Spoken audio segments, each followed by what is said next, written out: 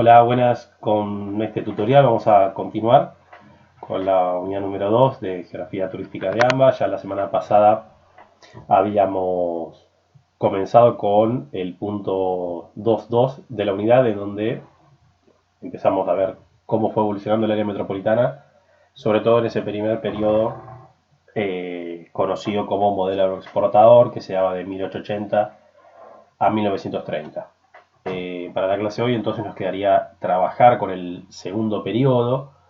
Ustedes acá en el título de la unidad, en el subtítulo de la unidad, lo van a encontrar como modelo de industrialización y es el periodo que corre entre 1930 y 1976.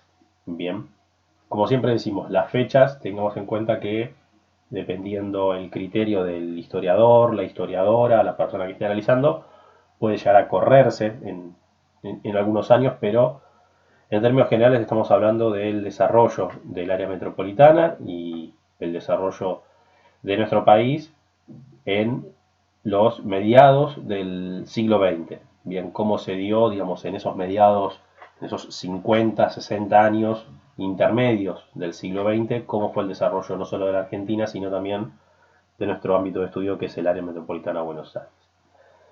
Tal como habíamos indicado en la clase anterior, ¿cuál es el régimen económico o el modelo de acumulación económica de ese momento? ¿Cuál es el régimen político que legitima el modelo de acumulación? ¿Y cuáles son los patrones socioculturales imperantes en la sociedad de cada momento? Comenzamos por un lado con el modelo de acumulación.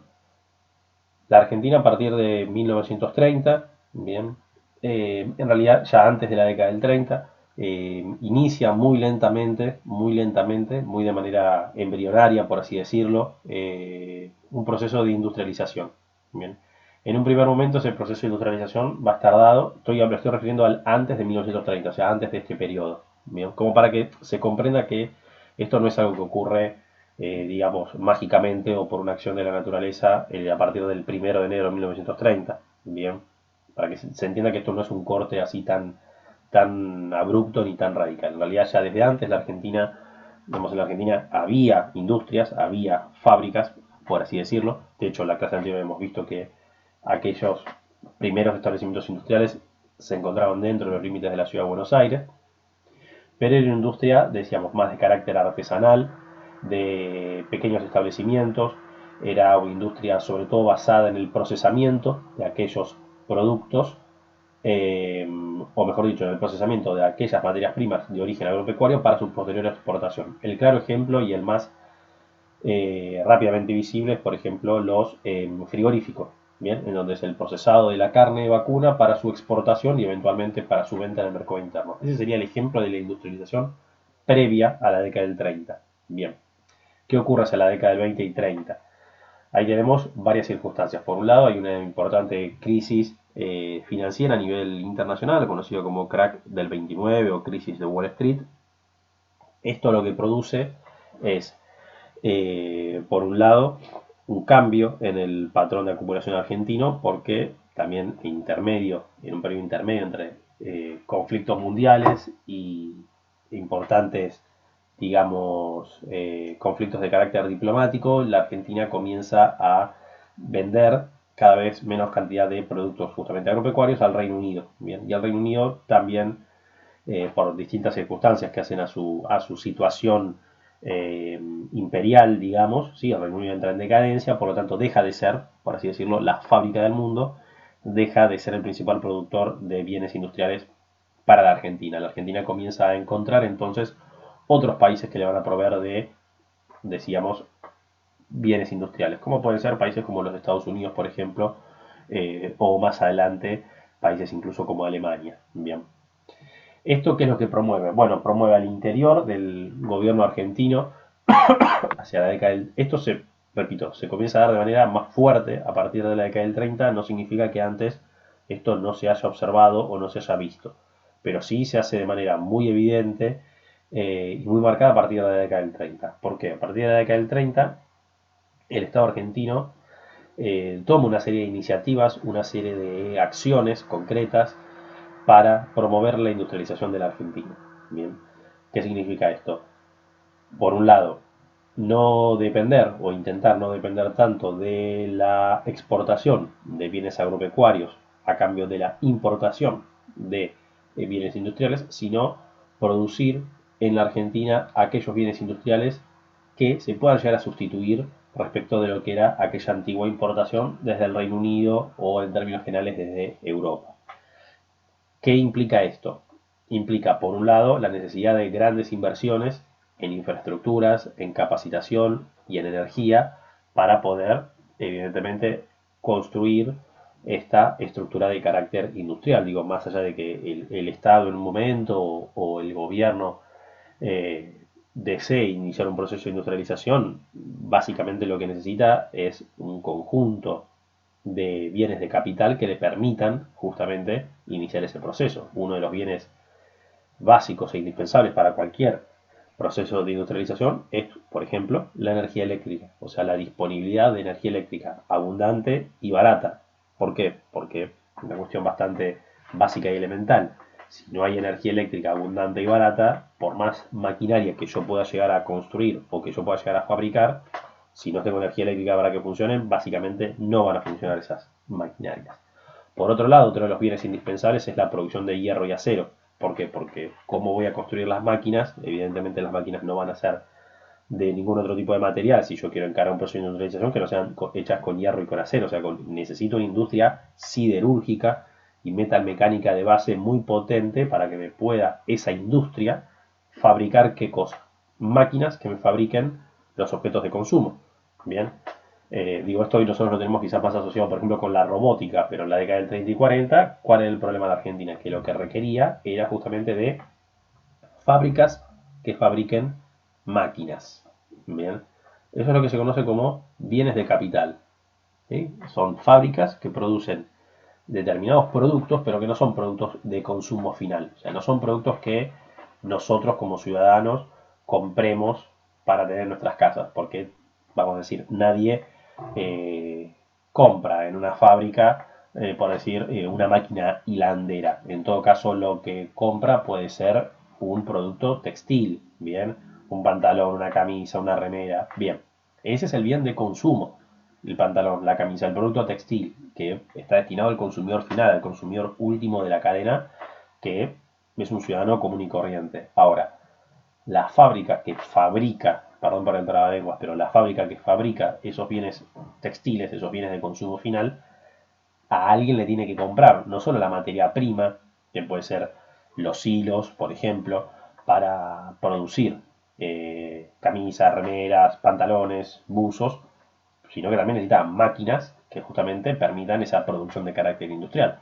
Bueno, esas máquinas las adquiere justamente en la industria de capital. La industria de capital, ¿qué es lo que fabrica? Fabrica máquinas. Bien, evidentemente nadie, digamos, un ciudadano como consumidor final no compra la máquina, sino que lo que se compra es el bien definitivo. Bien, espero que se haya entendido un poco ahí el trabalenguas.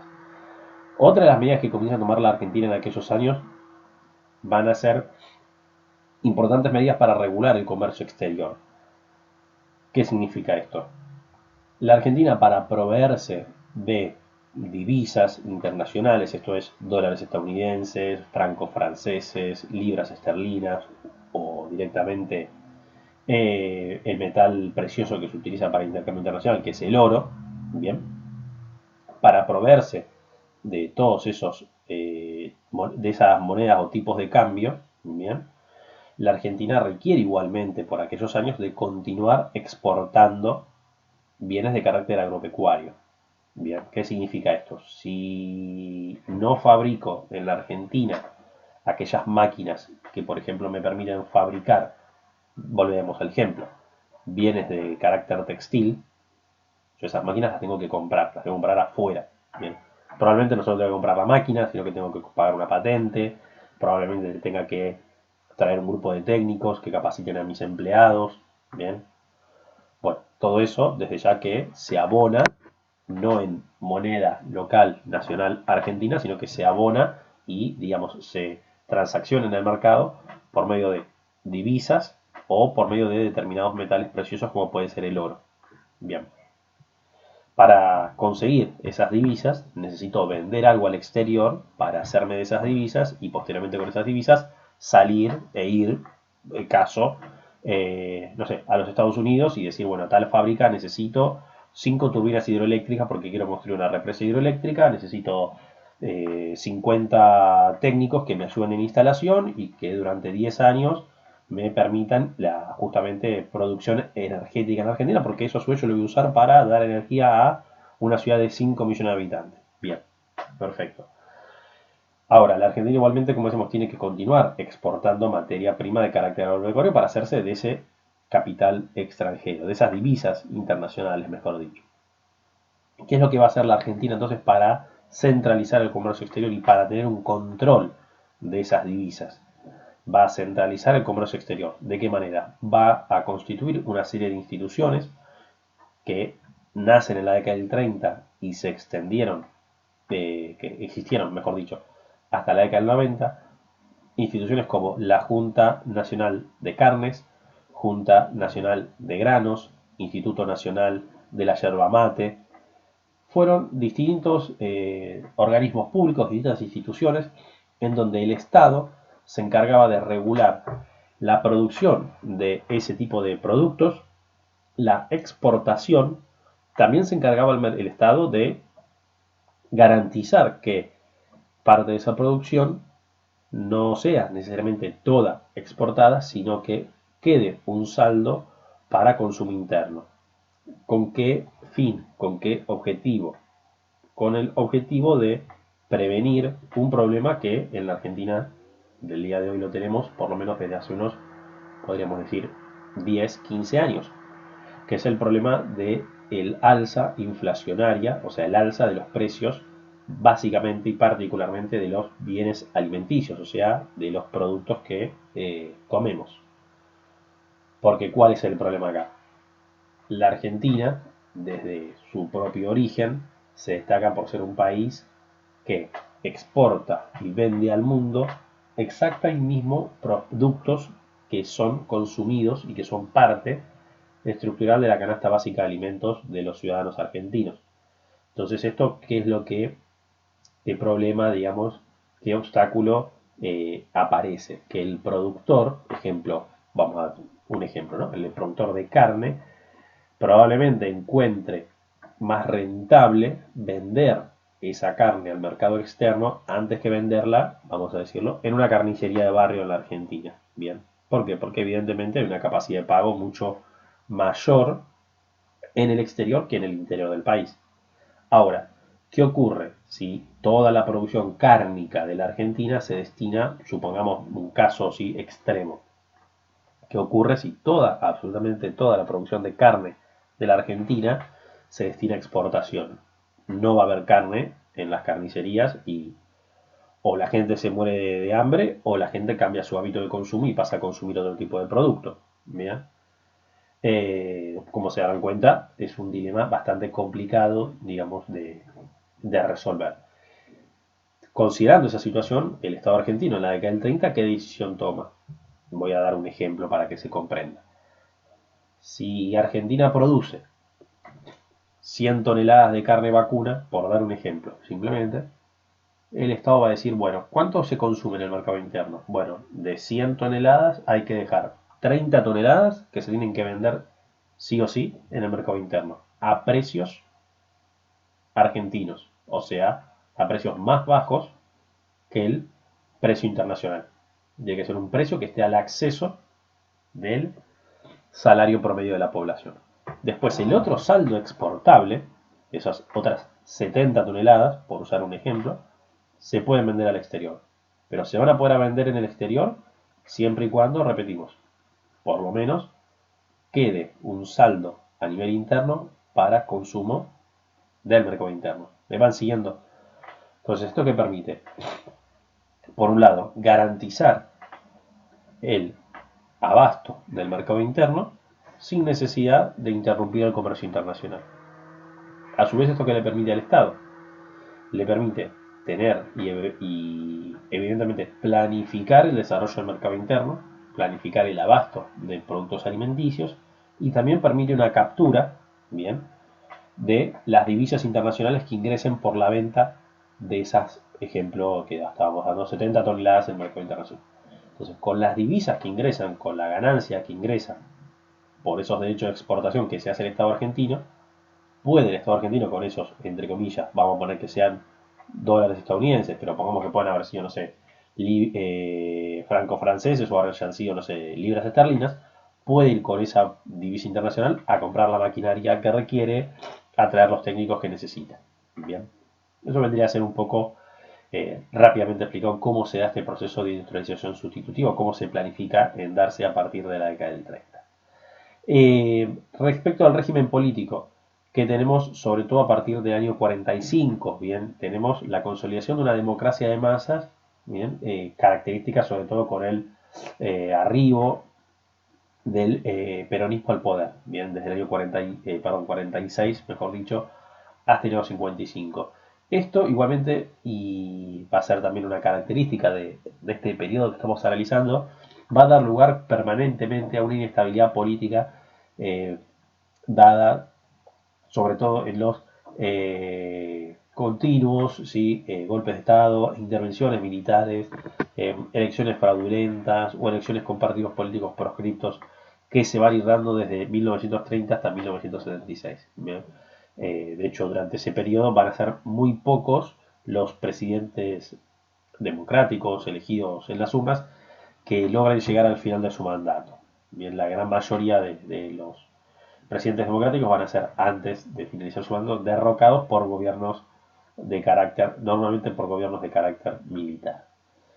Y con respecto a los patrones socioculturales, ¿qué es lo que podríamos mencionar? Sí, les puse entre comillas, ser nacional, conciliación entre clases sociales. ¿Qué es esto del ser nacional? Bueno, es una importantísima discusión de carácter eh, sociológico, antropológico, que se comienza a dar en la década del 30.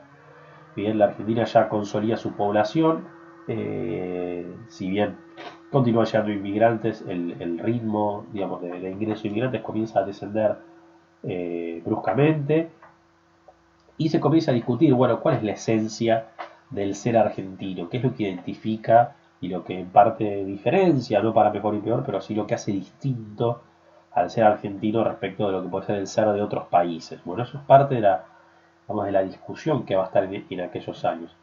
Y en parte esto se va a intentar ir resolviendo, ¿sí? O la respuesta, mejor dicho, a esa pregunta en parte va a comenzar a ser la búsqueda de la conciliación entre las clases sociales y no la lucha entre las clases sociales. Bien. Esto sobre todo se va a ir dando, se va a ir impulsando a partir del año 45-46 con la llegada al poder del peronismo, bien, que va a promover no la lucha entre clases sociales, o sea, entre, por dar el ejemplo prototípico, ¿sí? Entre el proletariado y la burguesía, sino una conciliación y un trabajo más coordinado entre estas clases sociales. Bien, eso es lo que se va a promover desde, digamos, los patrones socioculturales desde la década del 40-50 sobre todo. En este gráfico que les puse como para poder ir desarrollando. Bueno, estos distintos círculos, algunos conceptos importantes que permitieron viabilizar lo que comentábamos en el slide anterior. Por un lado tenemos durante estos años una importantísima, profunda y muy manifiesta intervención del Estado de la economía. Bien, ya lo hemos mencionado, como por ejemplo la regulación del mercado, del comercio internacional y en la regulación del mercado interno. Pero no solo en eso, sino también en la, por ejemplo, provisión de servicios públicos, bien, cómo el Estado se va a hacer con la propiedad de importantísimas y grandes empresas de servicios públicos. El ejemplo más conocido es en el año 49, la nacionalización de la red ferroviaria, la compra a el Reino Unido y a Francia de todos los ramales ferroviarios en la Argentina, pero esto también es continuación y es seguido con la nacionalización de los correos, telégrafos y primeras redes de telefonía de la Argentina, la nacionalización del Banco Central, la nacionalización de los depósitos, la nacionalización y estatización del transporte público en la ciudad de Buenos Aires, o sea, del subte, de las líneas de colectivo, que eran todas empresas de carácter privado, muchas de ellas de capital británico, ¿sí? La nacionalización de la producción y la provisión y distribución a los hogares y a las fábricas del gas, o sea, la famosa, aquella empresa gas del Estado, la nacionalización de la provisión de agua potable, bien lo que se conoció en aquel entonces como obras sanitarias, ¿sí? Todo ese entramado de empresas públicas, bueno, desde ya con suma importancia para la actividad turística, la nacionalización de las líneas aéreas que operaban en la Argentina y su centralización en una única línea aérea conocida como Aerolíneas Argentinas. Bien, todo ese conjunto de productos, digamos, ¿qué es lo que buscaban? O sea, ese conjunto de productos de las acciones del Estado, ¿qué es lo que buscaban? Bueno, que el Estado controle los resortes básicos del desarrollo económico. Bien, ¿qué permite en la intervención del Estado en todos esos sectores que hemos mencionado? Por un lado, permite la provisión de servicios públicos para toda la población a un precio de carácter accesible, bien, donde no va a haber una búsqueda de la rentabilidad pura y exclusivamente, sino que va a haber la búsqueda del acceso a la mayor parte de población, bien. Eso por un lado, pero por otra parte también garantizar esos servicios públicos no solo a los habitantes y ciudadanos comunes y corrientes como cualquiera de nosotros, sino también buscar la producción industrial, darle un sostén desde la producción de energía eléctrica, desde la producción de agua y gas, desde la capacidad de distribución y movimiento a partir de la nacionalización de los ferrocarriles, la creación de las líneas marítimas argentinas, o sea, una flota mercante que le permita a la Argentina exportar a bajo costo e importar a bajo costo. Bien, eso que permite no solo por un lado, evidentemente, hacerle, digamos, más barato el consumo, por ejemplo, de energía eléctrica a una vivienda o hacerle más barato a un ciudadano su consumo en transporte público, sino también hacerle más barata la producción al capital nacional. O sea, fábrica que se instala en la Argentina tiene el gas a menor precio, tiene una red ferroviaria eficiente y rápida. Si tiene que importar, tiene una empresa pública que se va a encargar de importar ese bien. Si tiene que salir al mundo a exportar, tiene esa misma empresa pública que le va a proveer de las embarcaciones necesarias para poder llevar a su producción al exterior. Pasamos un poquito al otro círculo, ¿sí? La planificación como herramienta política, que es lo que comienza a aparecer a partir de la década del 30. Bien, el Estado va a comenzar a planificar su accionar, ¿sí? ¿Qué significa esto? Se plantean objetivos a futuro. Primero, perdón, el desorden. Se plantean primero problemas a solucionar, objetivos a futuro, o sea, la solución del problema, y cómo, qué metas planteo, cómo voy a ir desarrollando la solución de ese problema. O sea, qué acciones concretas voy a ir tomando para poder desarrollar la solución de ese problema y llegar, digamos, al objetivo ideal que planteo en ese plan, bien, en ese programa. ¿Qué va a ir sosteniendo esto? La consolidación, la creación y consolidación de un estado de bienestar. Bien, de un estado de bienestar, en lengua inglesa, esto se conoce porque fueron, bueno, los británicos, algunos de los primeros que comenzaron esto a impulsarlo, conocido como welfare state. Bien, el estado de bienestar o estado benefactor, un estado que, poco como mencionábamos antes, garantiza al conjunto de la población el acceso a determinados servicios y bienes considerados de carácter público por derecho para toda la población. Educación, salud, seguridad, servicio de gas, servicio de agua, servicio cloacal, vivienda. El Estado va a garantizar un piso mínimo para toda la población. Esto, digamos, no evita, digamos, y no va a contrapelo de la producción privada, quizás, de algunos de esos tipos de bienes, ¿sí? Como puede ser, no sé, la educación de carácter privada o la sanidad de carácter privada. Pero el Estado, ¿qué se va a garantizar? Bueno, todo el mundo tiene por lo menos acceso a un servicio público de calidad. Después, aquella persona que, digamos, abonando de su bolsillo quiera otro tipo de servicio, lo puede hacer, no hay ningún problema, el Estado en eso no se va a meter, pero el Estado sí va a garantizar para todos un acceso medianamente igualitario. Esto, ¿qué va a ir permitiendo? Va a ir permitiendo la incorporación de amplias masas de empleados antiguamente agropecuarios al circuito de carácter industrial. Bien. Incorporación no solo a la producción de bienes de consumo, que decíamos anteriormente, los bienes de consumo son los bienes industriales que se consumen de manera final y definitiva por un ciudadano, por una ciudadana, por un, digamos, habitante común y corriente. Bien, dentro de los bienes de consumo más habituales están los textiles, la industria alimenticia, la industria vinculada a los artículos del hogar, lo que se llama línea blanca, bien, todo eso, mobiliario, todo eso son bienes de consumo, ¿sí? O sea, uno va y compra el bien final definitivo que salió de la fábrica. La industria automotriz, bien, la industria de electrodomésticos, todos esos son bienes de consumo. Ahora, los bienes de capital, como habíamos mencionado un poco anteriormente, son las máquinas o son los equipamientos de carácter industrial que lo que permiten es justamente fabricar todos aquellos productos que mencionábamos anteriormente. Bien, esto en la Argentina va a iniciar una industrialización primero a partir de bienes de consumo hacia la década del 30 y hacia mediados de la década del 50-60 la Argentina va a iniciar una industrialización de bienes de capital. Bien, ¿esto qué es lo que permite? Bueno, le va a permitir a la Argentina, hacia la década, entre la década del 50, perdón, y la década del 70, ¿sí? En esos años, digamos, en los años de mayor y mejor desarrollo de todo este esquema, promover una situación prácticamente de pleno empleo. ¿Qué significa pleno empleo? Bueno, una situación en la cual un país, una región determinada, un recorte que estoy tomando, prácticamente no tiene desempleo. Bien.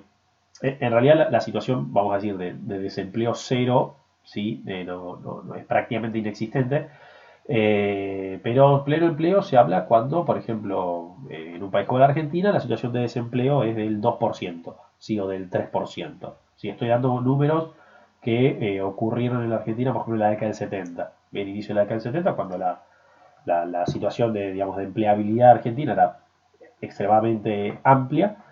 eh, y esto permitía que prácticamente más del 90 y pico por ciento de la población económicamente activa, esto es de la gente que busca y que quiere trabajar, que está en condiciones de edad y capacidad física y mental para trabajar, lo puede hacer. O sea, el que quiere trabajar, trabaja y hay trabajo, evidentemente, y como lo eran aquellos años, completamente, digamos, en blanco y enmarcado en todas las regulaciones necesarias. Esto a su vez, que es lo que habilita, y sería el último círculo antes de cerrar este gráfico, permite una movilidad social ascendente, mediante una población que está, en su amplísima mayoría, está ocupada, tiene un recibo de sueldo, ¿sí? Tiene sus aportes jubilatorios, tiene su derecho a las vacaciones, tiene su obra social, el Estado garantiza ese esquema, eso permite el acceso a la educación, permite la mejora en el posicionamiento laboral, entonces habilita una movilidad social de carácter ascendente. Vamos a pasar, como hemos hecho en la clase anterior, ver cómo se expresa todo esto en el área metropolitana, o sea, cómo esto transforma al área metropolitana en este periodo que venimos destacando, 1930-1976. Por un lado, vamos a ver muchísimas diferencias con respecto al periodo anterior. La primera y más importante, en el periodo anterior el centro productivo del país no era el área metropolitana, sino que era la región pampeana. Bien, el área metropolitana, lo hemos destacado, era en el periodo anterior una suerte de apéndice, una suerte de auxiliar de la región pampeana productora de bienes de carácter agropecuario. A partir de la década del 30, con esto que aparece en este segundo punto, donde dice la industria cruza los límites de la ciudad de Buenos Aires, o sea, los más grandes establecimientos industriales van a comenzar a asentarse fuera de los límites de la ciudad de Buenos Aires, o sea, dentro de lo que nosotros conocemos como Gran Buenos Aires. Esto que permite que cerca del 60% o más de la producción industrial argentina se ubique en el área metropolitana. Entonces tenemos que el área metropolitana de Buenos Aires se va a convertir por aquellos años, sobre todo a partir de la década del 50 y 60, se va a convertir en el centro productivo del país, o sea, donde se va a generar la mayor proporción del Producto Bruto Interno argentino va a ser en el AMBA. Recuerden que una de las clases anteriores hemos mencionado como cerca del 30 y pico, 40% del Producto Bruto Nacional se genera dentro de los límites del AMBA. Bueno, ese porcentaje, ¿cuándo se alcanza? Se alcanza justamente en este periodo.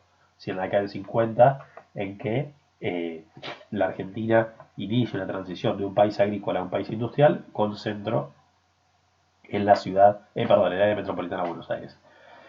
¿Esto en qué se traduce? ¿Sí? O qué es lo que vehiculiza todo este proceso? Se traduce en una explosión demográfica, o sea, un crecimiento urbano, no tanto de la ciudad de Buenos Aires, ya lo hemos mencionado como la ciudad de Buenos Aires permanece históricamente desde hace 80 años con 3 millones de habitantes, pero sí una explosión demográfica en el área metropolitana. Por primera vez en la década del 50, el AMBA, o sea, o los partidos del conurbano, mejor dicho, desde la década del 50, en su conjunto, por primera vez van a tener más habitantes que la ciudad de Buenos Aires. Bien, hacia la década del 50, lo que nosotros comprendemos por AMBA tenía ya más de 6 millones, 7 millones de habitantes, en donde 3 en la ciudad de Buenos Aires y los restantes 3 y pico, 4, lo hacían en el resto, digamos, en los partidos del conurbano, como llamamos, ¿sí? Eso comienza a darse a partir de la década del 50.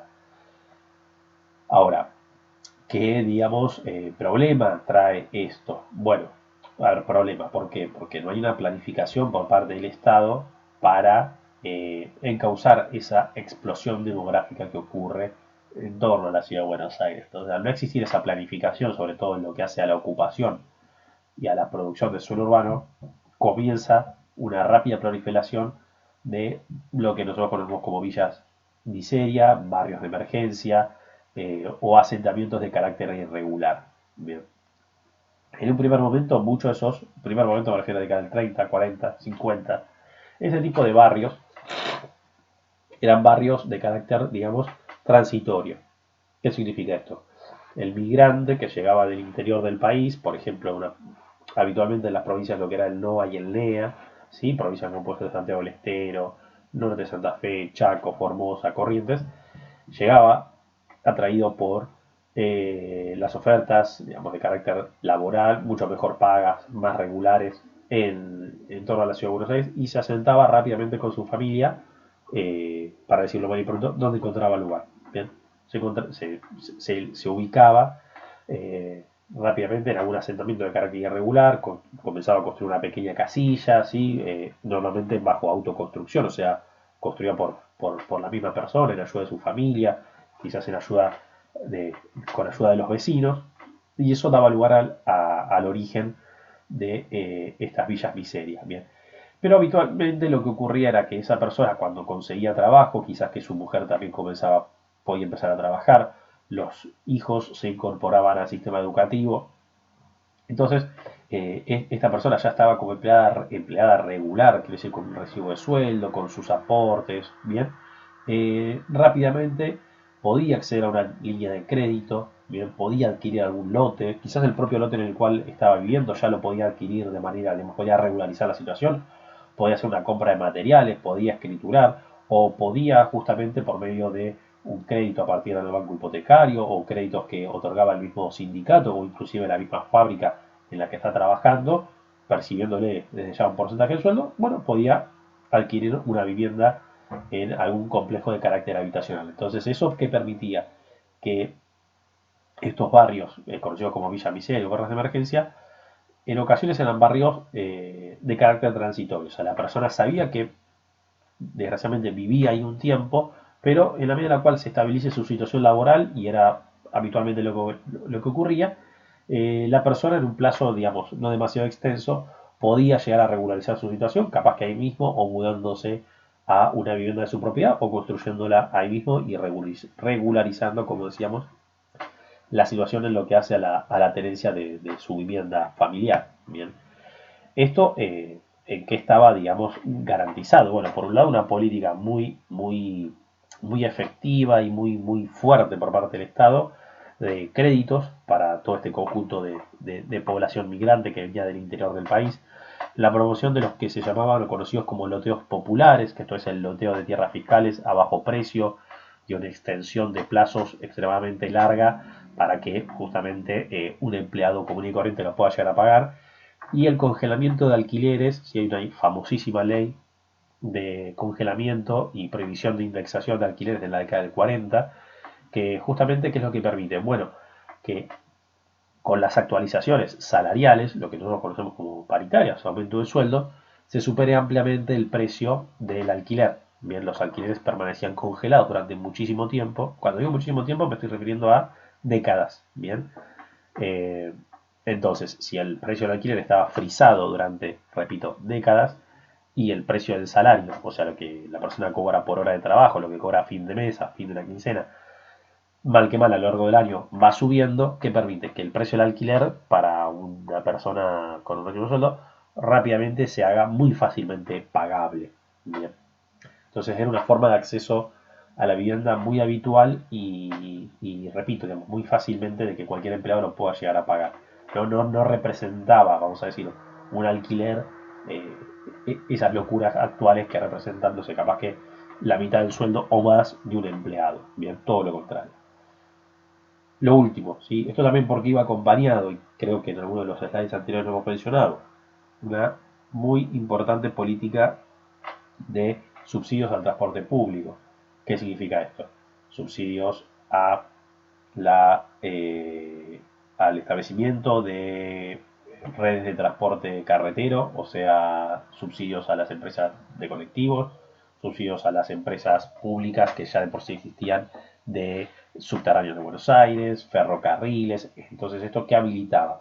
Habilitaba que el costo del transporte urbano sea extremadamente bajo. Entonces, la persona, el individuo que venía a vivir a la área metropolitana no tenía ningún problema, digamos, con respecto al costo para acceder y para moverse desde su lugar de origen hasta su lugar de trabajo. Bien.